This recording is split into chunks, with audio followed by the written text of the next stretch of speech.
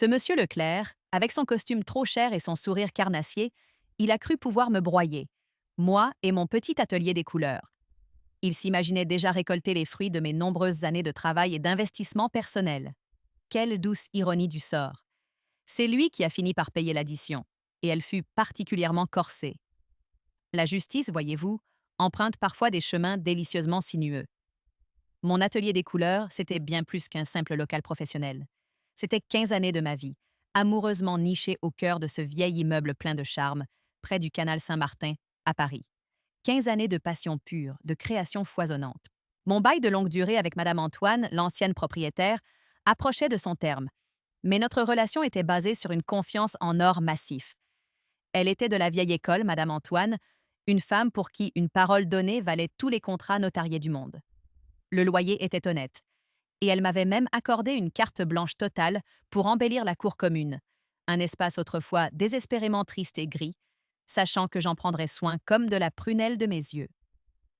Madame Antoine, pragmatique et appréciant mon dévouement, m'encourageait dans ses aménagements, couvrant parfois une partie des frais ou me laissant gérer certains aspects administratifs pour plus de simplicité, sachant que cela valorisait son bien et améliorait le quotidien de tous. Avec un amour infini et pas mal d'huile de coude, j'avais métamorphosé cette cour.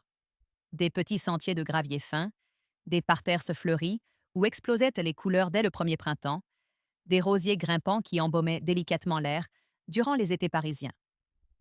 J'avais installé un banc discret pour lire au soleil, des lanternes solaires pour prolonger la magie des soirées douces, complété par un petit éclairage d'ambiance électrique discret pour la cour, et même un râtelier à vélo bien sécurisé.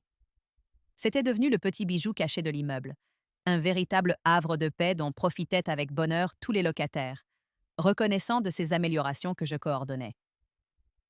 Et puis un jour, Madame Antoine a vendu. Ah, c'est alors qu'est arrivé Monsieur Leclerc, ou plutôt la société de gestion immobilière qu'il représentait, avec ses manières clinquantes de nouveau riche et une cupidité qui semblait suinter par tous les pores de sa peau. La toute première fois que je l'ai rencontré, j'ai senti un frisson désagréable me parcourir l'échine. Il a fait le tour de mon atelier, puis de la cour, un petit carnet électronique à la main, notant, évaluant, calculant.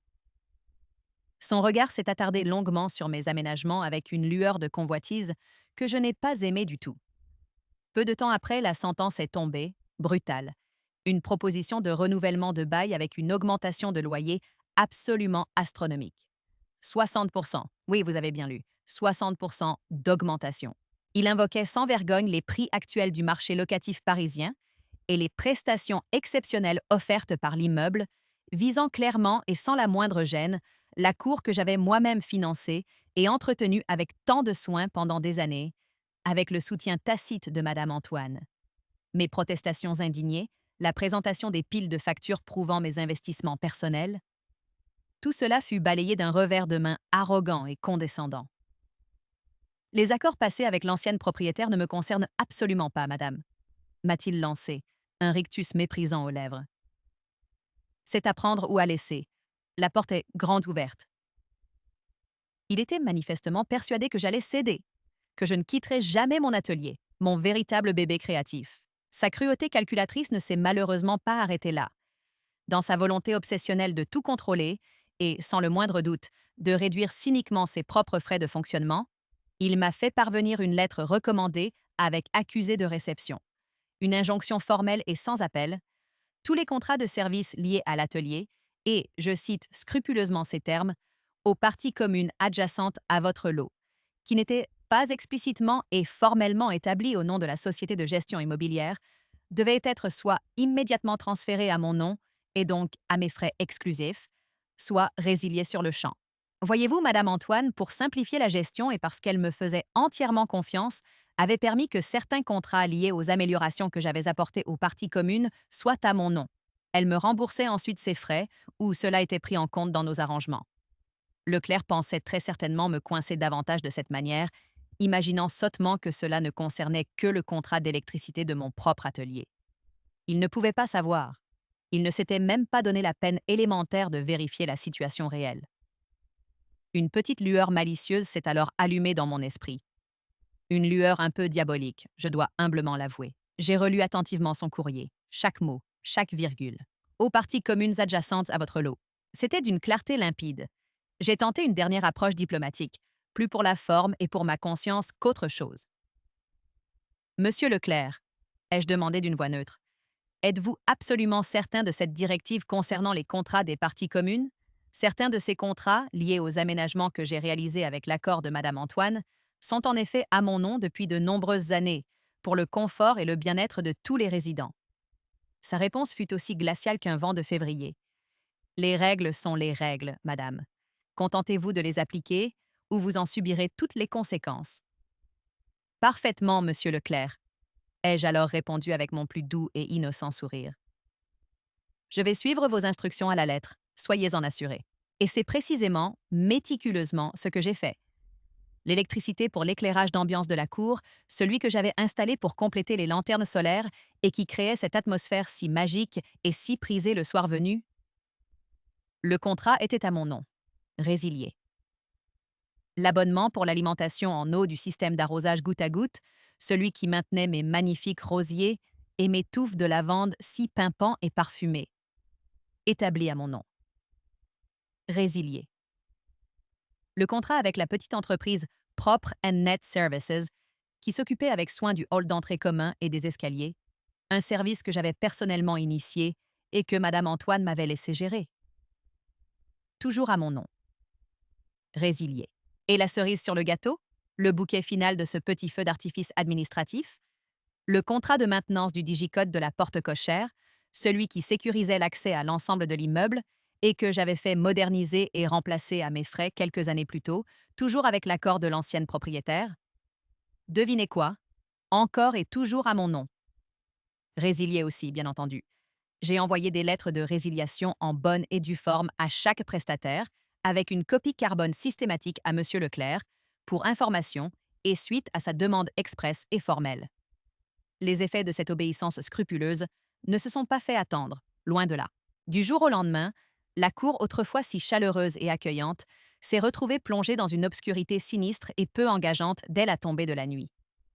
Les plantes, brutalement privées d'eau sous le soleil de plomb du mois de juin, ont commencé à tirer une mine véritablement pathétique.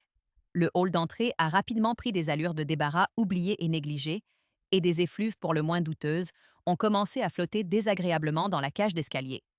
Quant au digicode, privé de sa maintenance régulière, il a commencé à présenter des dysfonctionnements croissants quelques jours plus tard pour finalement tomber complètement en panne. Ce fut le coup de grâce. Les livreurs bloqués à l'extérieur, les autres locataires absolument furieux, contraints de descendre ouvrir en personne à chaque visiteur ou de se mettre à hurler les noms par les fenêtres comme au plus sombre Moyen Âge. J'ai entendu dire par des échos amusés que M. Leclerc passait désormais ses journées entières au téléphone, le teint blême, à se faire copieusement incendier par les autres résidents excédés et à supplier des artisans débordés de venir intervenir en urgence à des tarifs d'urgence prohibitifs, bien évidemment. Comble de malchance pour lui, un couple de riches Américains fortunés, qui avaient repéré l'immeuble sur des photographies élogieuses pour y installer leur somptueux pied-à-terre parisien de rêve, est reparti en courant, littéralement horrifié, après avoir découvert l'état lamentable et lugubre de la fameuse cour tant vantée. Moi, pendant ce temps, j'avais réussi à trouver un autre local. Certes plus petit, avec moins de charme immédiat au premier abord, mais surtout avec un propriétaire qui avait conservé son humanité. J'avais également pris soin de consulter une avocate spécialisée, juste pour évaluer mes options. Elle m'a confirmé avec un sourire entendu que si mon bail était effectivement en fin de course et que le renouvellement aux anciennes conditions était peu probable, la tentative éhontée de M. Leclerc de s'enrichir indûment sur mes investissements personnels et prouvés dans les parties communes, surtout avec une telle et évidente mauvaise foi, pouvait tout à fait s'apparenter à un cas d'enrichissement sans cause devant les tribunaux.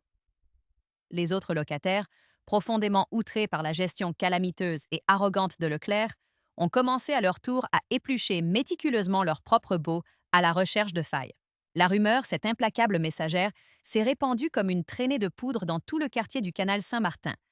L'immeuble autrefois si charmant et recherché était tombé aux mains d'un véritable margoulin sans scrupules. Les visites de potentiels nouveaux locataires se sont drastiquement raréfiées.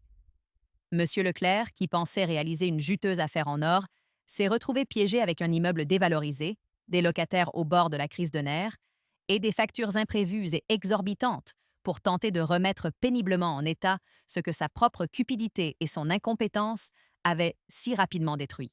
J'ai appris bien plus tard, par une amie chère restée dans l'immeuble, qu'il avait été contraint de baisser considérablement ses prétentions de loyer pour mon ancien atelier, et qu'il se plaignait amèrement et constamment des locataires parisiens impossibles à satisfaire et des charges locatives qui explosent sans raison. Quel plaisir intense, je dois humblement l'avouer. Un plaisir peut-être un peu coupable au fond, mais tellement, tellement satisfaisant. Je n'ai pas récupéré mon cher atelier des couleurs, non, mais j'ai eu ma revanche. Une revanche propre, nette et parfaitement légale, en utilisant ses propres armes, ses propres directives, contre lui. La morale de cette petite histoire vécue, il ne faut jamais, au grand jamais, sous-estimer la petite personne en apparence docile, surtout quand elle a le droit et la justice de son côté, et une bonne, très bonne dose de ras-le-bol accumulée. Parfois, la meilleure façon de se débarrasser d'un petit tyran domestique, c'est tout simplement de lui donner très exactement ce qu'il a ordonné, au mot près, à la virgule près.